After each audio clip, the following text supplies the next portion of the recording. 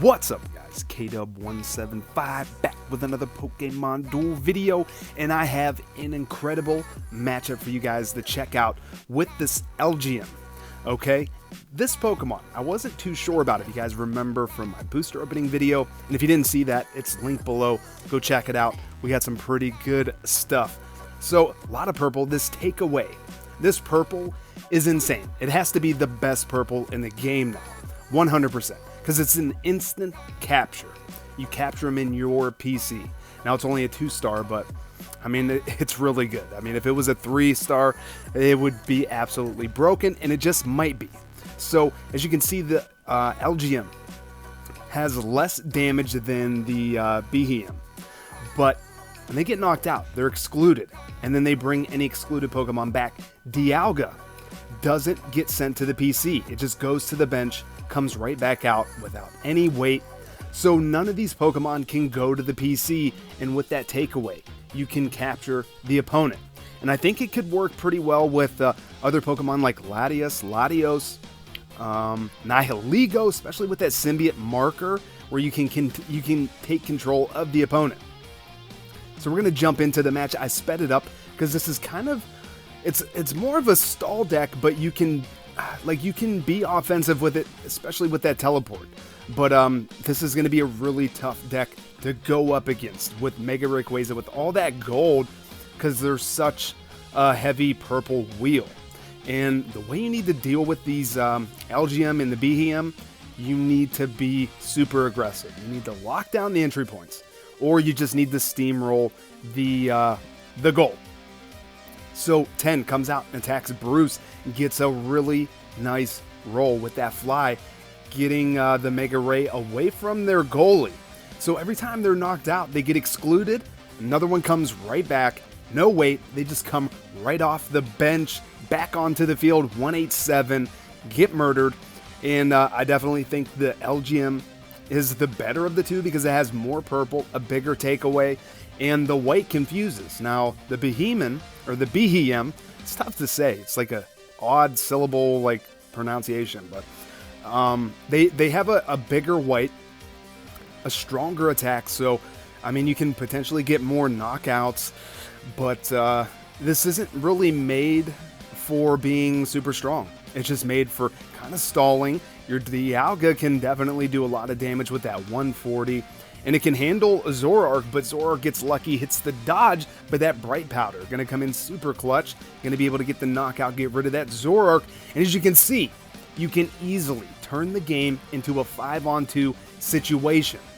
So really the only thing you really need to be scared of is a heavy purple wheel like Rayquaza, Mega Rayquaza, but as you can see, I mean, they've been holding up. We know Mega Ray, has a tough time landing that gold consecutive times, and all it takes is one turn to go neutral or to get a lucky knockout, anything to be able to bring another Pokemon off the bench and back up your goal.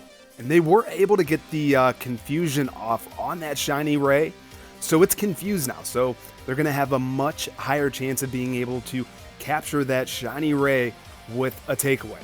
So now they're going to go after the goal, which they probably should have done initially, and gonna shift into the mist. Teleport is gonna go off, and they're gonna continue to attack. Takeaway is gonna go off. Now, I probably would have went in with that Altaria there. Force them into a goal block, but now they're gonna be able to back the goal up. There they could have kind of moved over to block that Zoroark, but this is a tough deck to deal with.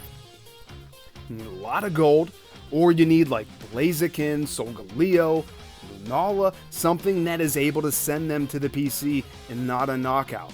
Because otherwise, you're on a 5v2. Especially because you get 2 of their Pokemon knocked out, they're in the PC.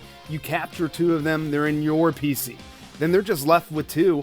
You only have 1 Pokemon that's excluded, and then you have your other 5 that get no weight. They can just continue to cycle, come right back out onto the field.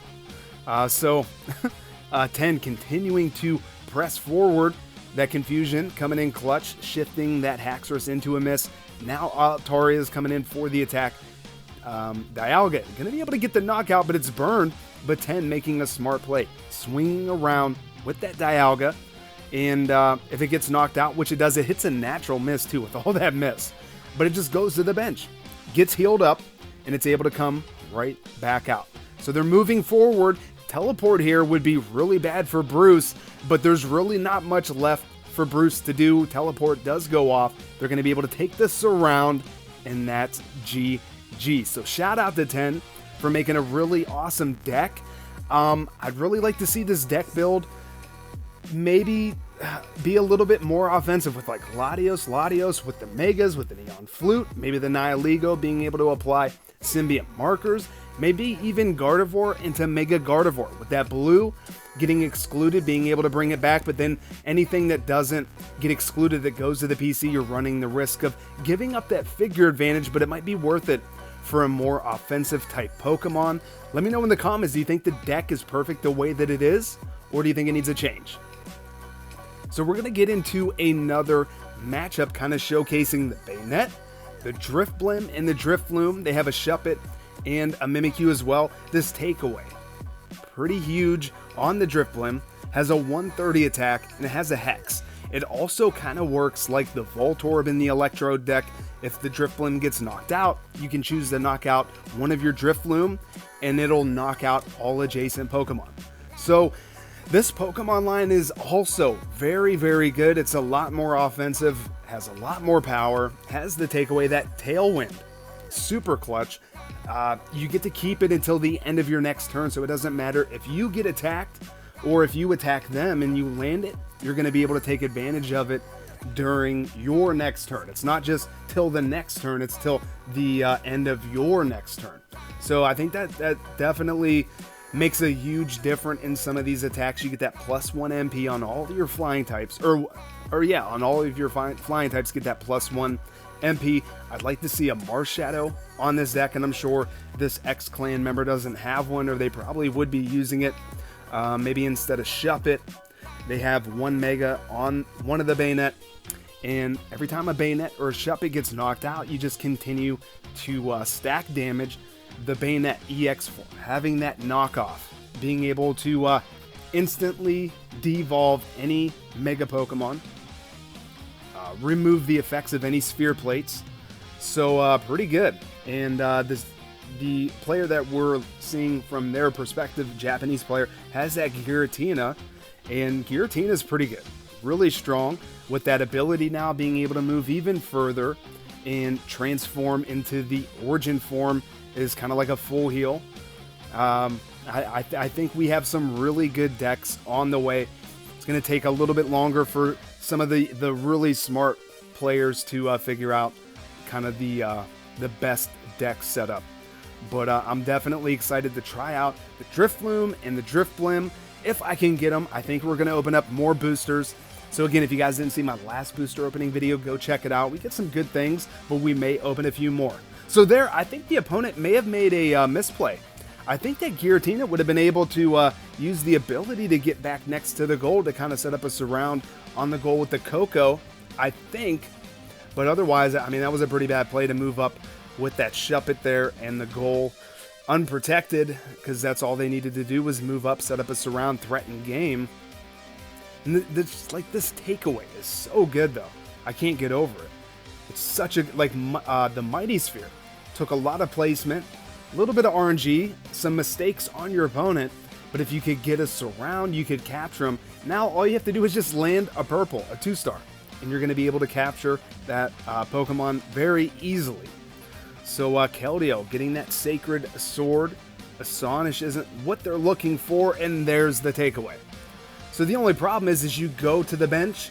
So if they do have backup another 3 MP or something in range to cap your entry, it could get you into some problems. But other than that, so good. So good. And they're going to be able to get the knockout on that Drifloon. And now this Zoroark is moving up, making a huge risk here, taking a huge risk. And they are going to get punished. You never want to put yourself into a surround situation whenever you run the risk of getting cursed. And Mimikyu definitely has that potential with that curse. And that's what happens. That Zoroark is going to be banished and excluded, never to be seen again for the remainder of this duel. Shuppet able to go neutral with that Poiple. Uncommon versus a UX. And not able to get the knockout. And then the Ultra Portation is going to go off. So now this Poiple is going to be able to just, teleport, jump a few steps away. They're choosing to block off that Banette. Then they're just going to backtrack, putting themselves in front of that Shuppet again. Now, this is a pretty risky attack, and they get lucky. That Drifblim hitting a miss. Their Drifloon not next to any enemy Pokemon, so no need to take that knockout effect. But I wanted to show you guys, they got that 130. They have that huge purple, just a tiny little bit of miss, and they could win against that Hex. But yeah, in my opinion, that was a risky attack, and it worked out for them, though. So now they're going to go Mega Gengar. They still have that Mega. And they're, going to swing over, attack the Shuppet, and Shuppet with the Will-O-Wisp, but the 2-star Toxic is going to go off. And they're going to move up with that Banette. Pretty good chance of being able to get the knockout on that Coco. But the player that we're seeing from our perspective, the Japanese player here, does have a gold block still. So they're not running the risk by not having anything to back it up just yet. And they're going to swing over with that Mega Gengar, take that entry point, potentially having a surround setup with Keldeo on deck, and that's what they're going to do. They're going to take that surround. They have both entry points, so now they're, the X-Clan member here is in a lot of trouble. They can potentially get a takeaway, though, with this Drifloon. And that's what happens. They get the takeaway, but this is what I was saying. Keldeo is in range to move up, take that entry point, and, man, they have, I think... Okay, so yeah, they don't want to give up an entry point.